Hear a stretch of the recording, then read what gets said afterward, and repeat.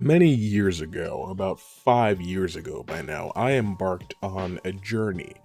It was a retrospective review and critique of Dragon Ball Super. It wasn't really in honor of anything. I mean, I guess the show had been off the air for 2 years. Um, but it was just, I had been going back to the show, not necessarily back to the show. It was actually my first time ever watching Dragon Ball Super. But I found it interesting to discuss because a lot could be said about the state of the Dragon Ball franchise right about now and how it's become sort of referential, Jesus, to a fault, where it seems like everything that happens in a new piece of Dragon Ball media just harkens back to the days of old. You know, Dragon Ball superhero Gohan gets a new form because somebody that he cares about got hurt. It's just the Cell Saga. He's fighting a new Cell. His new form looks exactly like Super Saiyan 2, but his hair is longer and it's white. You know, um, Goku's got his Super Saiyan 4 now, which is very reminiscent to Dragon Ball GT, which a lot of people hate, but people like Dragon Ball Daima a little bit more. So now Super Saiyan 4 is great. Stuff like that, right? It all just kind of loops back around to previous Dragon Ball media. And a lot could be said about what that means for the franchise. But I figure since we've gotten to a point where things have gotten so self-referential, and it's been a while since I've talked about Dragon Ball here on the channel, let's do something similar. Let's do a retrospective review of Dragon Ball Z, where all of this sort of comes from. Um, Obviously, it's not the beginning of the Dragon Ball timeline, but Dragon Ball Z is a little bit more popular than Dragon Ball. It's a lot more well known. It's easier to have a discussion about it. If people are interested, I could go back and do original Dragon Ball after we're done doing Z. I believe we did 5 videos for Super. We did Battle of Gods Resurrection F in one video, the Universe 6 tournament in another, or maybe that was all one video. Point is, I tried to do like one video per saga with the exception of the movie recap sagas, because I barely wanted to talk about those at all. Here we're going to do something similar. It's going to be 4 videos. This one's going to be about the Saiyan saga, then we're going to do the Frieza saga, then the Cell saga, which is my personal favorite, and then the Buu saga. Yeah, I guess without any further ado, let's hop in and start talking about the Dragon Ball Z Saiyan saga. So obviously, this show starts after a bit of a time skip, which is funny because there was just a time skip at the end of the previous show. But about 5 years have gone by. Goku's married to Chi-Chi. He's got a son named Gohan, who's 4 years old. He's got the 4-star Dragon Ball. He hasn't seen his friends in a long time, so they're having a little get-together at the Kame house. He's going to see Krillin and Master Roshi and Bulma again. Really nice. But at the same time, there's a mysterious stranger from the deep cosmos named Raditz. You guys know the story. I do want to talk about just how quickly the paradigm shifts right at the start of Dragon Ball Z. It's interesting because this is where probably the biggest retcon in the entire franchise's history comes from. Goku's an alien. You know, it seems so trivial now, but I can't even imagine what it was like in 1988 reading that for the first time. Like, what do you mean Goku's an alien? What do you mean he's a Saiyan? What do you mean he was sent to Earth to conquer it? You know? So it kind of opens the world up. A lot of people will joke about Raditz because he's not very powerful. He's not very relevant in, where we are in current Dragon Ball. His name hasn't been said in over 30 years. But it's important to remember that without Raditz, the cosmic spacefaring side of Dragon Ball would have never opened up. You know, he's a conduit to the bigger world that the series takes place in now. We wouldn't have stuff like the Tournament of Power or the Namek Saga if it weren't for aliens being introduced in the form of Raditz. And it also gives a new depth to the Goku character. Obviously his name's Kakarot. We know that now. But it's interesting that he's sort of this character that defies his own destiny because, like I mentioned, he was sent to Earth for the purpose of conquering it, annexing it for the Frieza force. But he didn't do that. Obviously, he hit his head, and that's a large part of the reason why. But, you know, he's a Saiyan that cares about people and knows love and joy and kindness, which is unheard of for his race. And it's a really interesting thing because now everything that we know about Goku from the previous series and everything that's built into his character now is in direct contrast to what we are now learning is his programming, is his nature as a Saiyan. Pardon the interruption, it's your boy Toxic Boyo, and I wanted to take a brief moment to let you know about the Toxic Touch Productions Patreon. I'm not currently monetized on YouTube, but I still want to bring you the best content that I possibly can. I want to make those videos that you love, and I want them to be the best that they can be. But I need a little help. That's where you guys come in. If you want to support me directly, you can head on over to patreon.com/ToxicTouchProductions or click the link in the description or the pinned comment. For even just $5 a month, you can get your name included in the credits at the end of the video, gain access to exclusive channels on the Discord, and you get specialized merch at no extra cost. It only gets better as the tiers go higher. Go check it out. Thanks for listening and thanks for supporting my dreams. Now let's get back to the video. We're also introduced to the concept of like Zenkai boosts and, the concept of half-breeds. Raditz tells us that,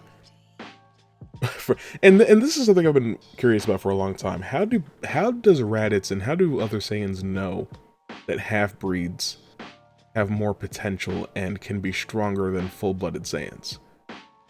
How does that like get found out? I don't really know. I guess they're just going around breeding with random species across the galaxy, but then that should mean that there's a whole lot of like half, quarter, eighth, and 16th Saiyans out there.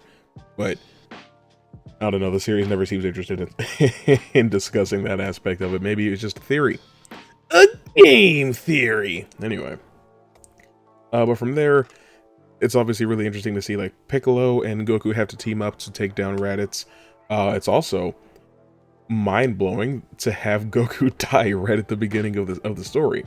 You know, the main character gets killed in what I believe is episode 4, which is, you know, another paradigm shift in itself. Obviously, his death doesn't stick, but there's also a very interesting narrative device, I would say, at use from here on out in the form of the 1-year timer until the Saiyans arrive, until Raditz's friends, Vegeta and Nappa, arrive on Earth to, I don't know, see what took down Raditz and investigate these Dragon Balls, right? That's like the main thing, is they want the Dragon Balls.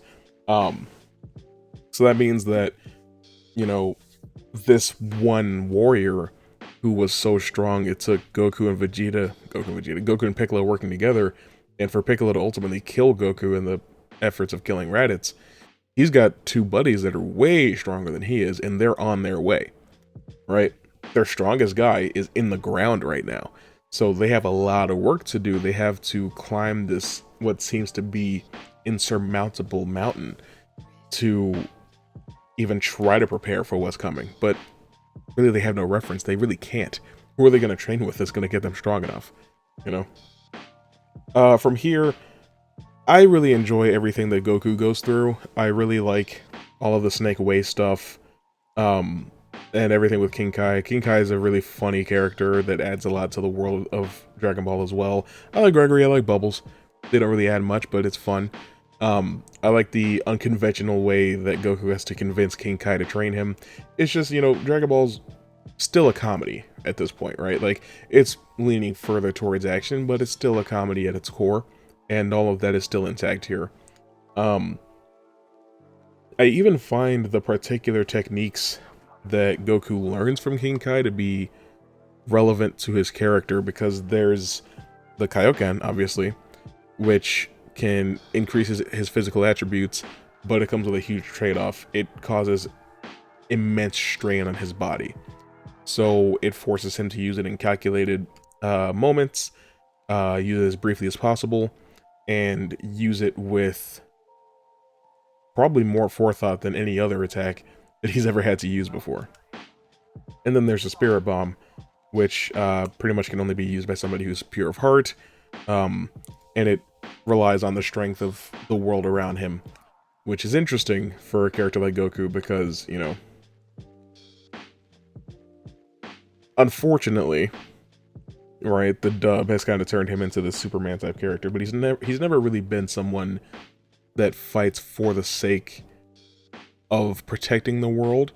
He does fight for his friends, and that's kind of what it all circles back to, is he leans on his friends, they lean on him, which is kind of poetic in a way that I really appreciate. I also like the training arc that Gohan and Piccolo have. I love when characters have these like random one-shot or one-off abilities, like how Piccolo can just like make clothes, and he does it like I think twice in the entire franchise.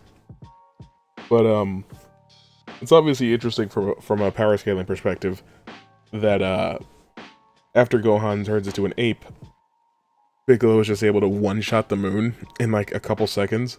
But even somebody that has the power to do that is still nowhere near strong enough to fight these Saiyans that are on their way. All of that's really fascinating to me. I will say though that this arc introduces something that I personally really hate, and that's battle power, power levels, scouters, all that stuff. No disrespect to Toriyama, obviously. I'm a huge fan of his work.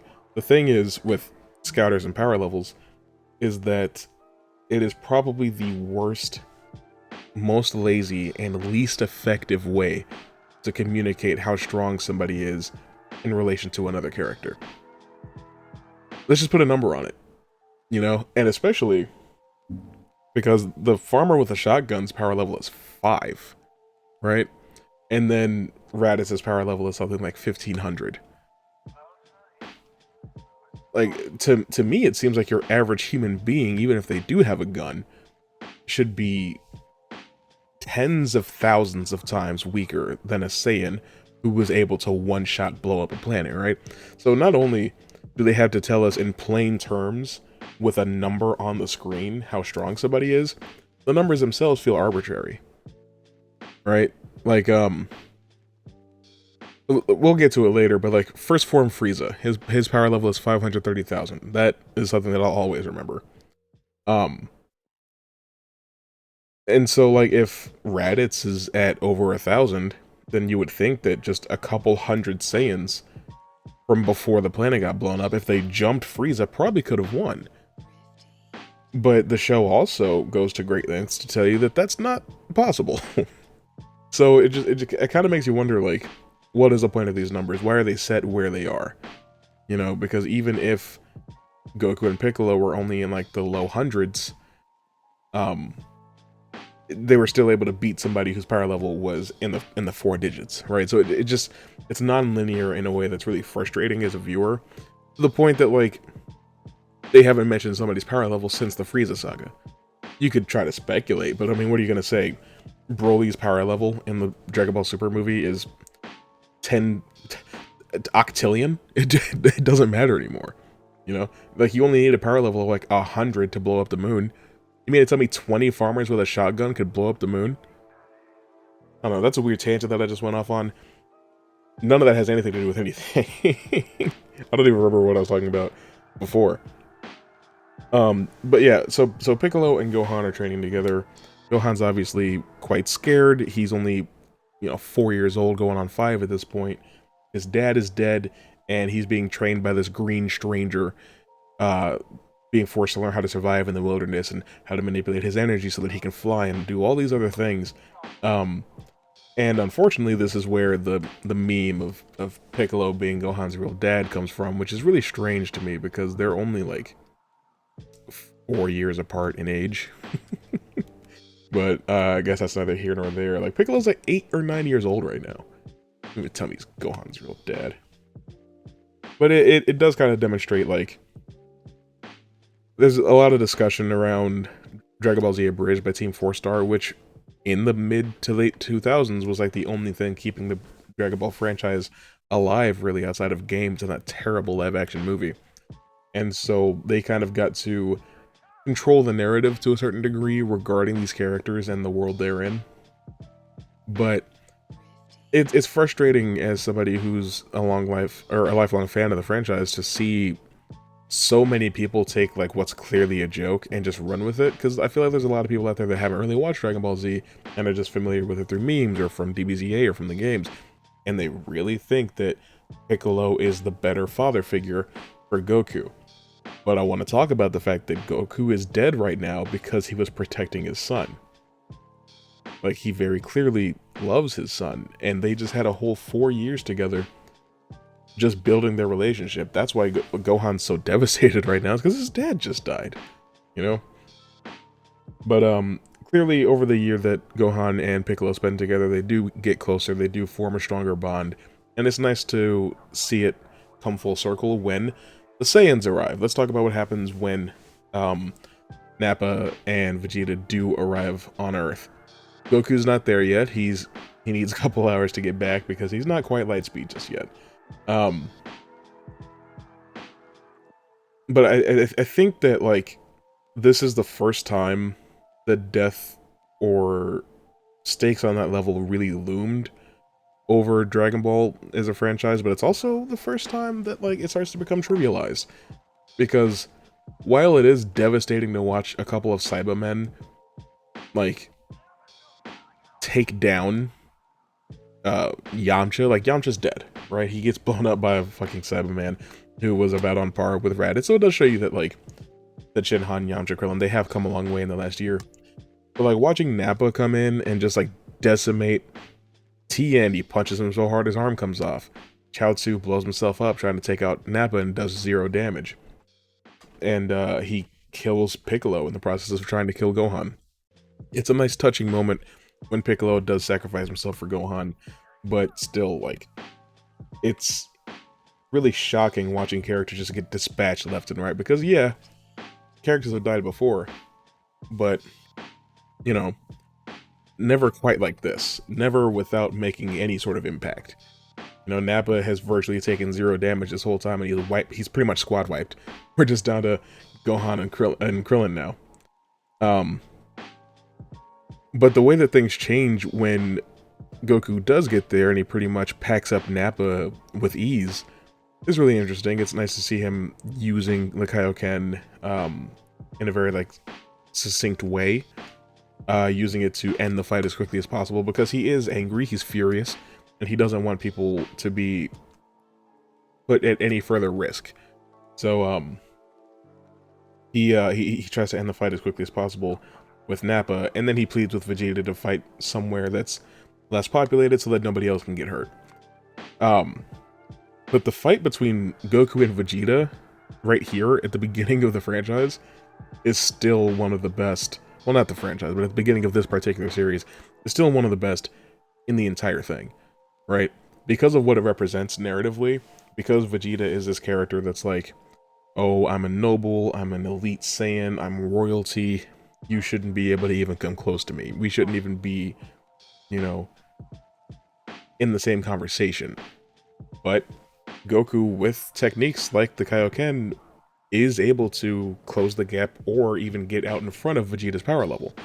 I think Vegeta's is an 18,000 right here, and Goku's obviously at 8,000. So with a Kaioken times 3, he's out in front. But I like that, you know, the hard work versus natural talent conversation comes up quite a lot, especially in relation to Dragon Ball Z and with Goku. There's a lot of people that seem to think that everything that Goku has ever gained, he has worked for. And I'm not going to sit here and say that that's not true. Obviously, he has been training incredibly hard for decades, but it is kind of silly to say that none of it is ass pulls or handouts or being gifted with genetics or anything like that. He very clearly does still have natural talent, you know? I mean, just looking later down the line, the fact that he is as powerful as he is when people like Krillin, or well, specifically Tenshinhan or Roshi, have been training just as long as, if not longer than he has, and don't come close to his power level, well, he's a Saiyan. That's exactly what I'm trying to say. There is still an element of natural talent, of genetics, of luck related to Goku, but right here in this arc, it is the perfect demonstration of hard work versus natural talent. Goku's Saiyan genealogy, or physiology is what I meant to say, has not really helped him to this point. He hasn't gotten any massive Zenkai boost from the injuries he received in the previous series. It's just everything that he's worked to gain, especially over the last 6 months that he was training with King Kai, versus Vegeta, who has had to do very little training because he is royalty, because he is born more powerful than any other Saiyan, with the exception of one that we'll talk about way later, if we ever get there. And I like that that's the thematic through line that carries this particular fight. I think it's exciting. I also like, if we're being honest, that Goku loses the fight. You know, like, obviously Vegeta still ends up crippled and has to crawl back to his little Saiyan pod. Can barely move. But I mean, Goku went down first. You know, Gohan really is the one that took out Vegeta. And Yajirobe. It's nice that it was like a team effort to take down Vegeta, because it's another thematic parallel that I enjoy, in that Goku has friends, he has people that he can rely on and that rely on him, whereas Vegeta doesn't. He really doesn't have that. He's more or less been on his own this entire time. Yeah, he's got a squad of people, but he never cared about Raditz or Nappa. He's the one that killed Nappa, you know? And that's something that kind of comes around quite a lot in Dragon Ball, is that, you know, it's a power friendship type thing, I guess you could say. But I do appreciate that it takes a little bit of work from everybody. It takes Krillin knocking back, or no, not Krillin. It takes Gohan knocking back the Spirit Bomb. Was it Krillin? Why am I drawing a blank? Oh my god, I'm a fake fan. But it takes Yajirobe cutting off Vegeta's tail. It takes Gohan turning into an ape. It takes everything from everybody to bring Vegeta down. Goku by himself does not win. Goku by the end of the fight can't move. All of his bones are broken, right? And I don't necessarily think that that's a bad thing. I'm never going to sit here and say that, you know, your main character getting hurt and not winning every fight is a bad thing. I think it's good for a story. It's good to have a non-perfect main character who can take some knocks and lumps and bruises, but in the end is still victorious because of the way that the story is structured. Goku doesn't have to fight alone, so he doesn't, at least in this instance. All of that I think is amazing. I think that the Saiyan saga still holds up extremely well even now. It's a huge leap regarding like the story as a whole and where it had been previously to where it ends up by the end of the saga. But I don't know. I just think that like everything works together in like perfect synchronization to make what is, in my opinion, one of the strongest arcs in any battle shonen that I've ever seen. And I say that with the acknowledgement that we're not even at my favorite saga in Dragon Ball yet. But I think that Vegeta's a great villain here. I think that the supporting cast getting a lot of the spotlight is really good, and the stakes feel high because with Piccolo being dead, that means Kami is dead too, and so the Dragon Balls are off the table. We can't use them to bring back Chaozu, Tien, Yamcha. You know, we need something else. And that's assuming that it even works, but this will roll right into the next arc because Krillin overheard Vegeta talking about the planet Namek. And so he figures, if Piccolo is an Namekian and there's a planet Namek, maybe they've got Dragon Balls. Maybe we can go there and try to use those to bring back Piccolo. And maybe we can use those Dragon Balls and our Dragon Balls to bring back the rest of our friends. And it rolls pretty seamlessly into the next story, which we'll talk about next time. But like, if I were to rate the Saiyan saga from a scale of 1 to 10, I'd give it an 8, man. Like, I really like this saga. But that's all I really have to say about it, I guess. What's your guys' favorite Dragon Ball saga? We're gonna do 3 more of these because there's 3 more sagas after this. But yeah, I have a lot of fun with this saga. I love talking about it. I love watching it. It's probably the one that I have rewatched the most.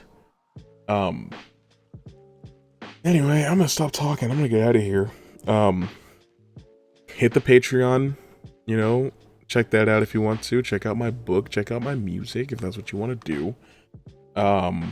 Thanks for watching to this point. And if you have made it to this point, tell me who your favorite Dragon Ball character is, as long as it's not Goku. Alright, I'll see you later.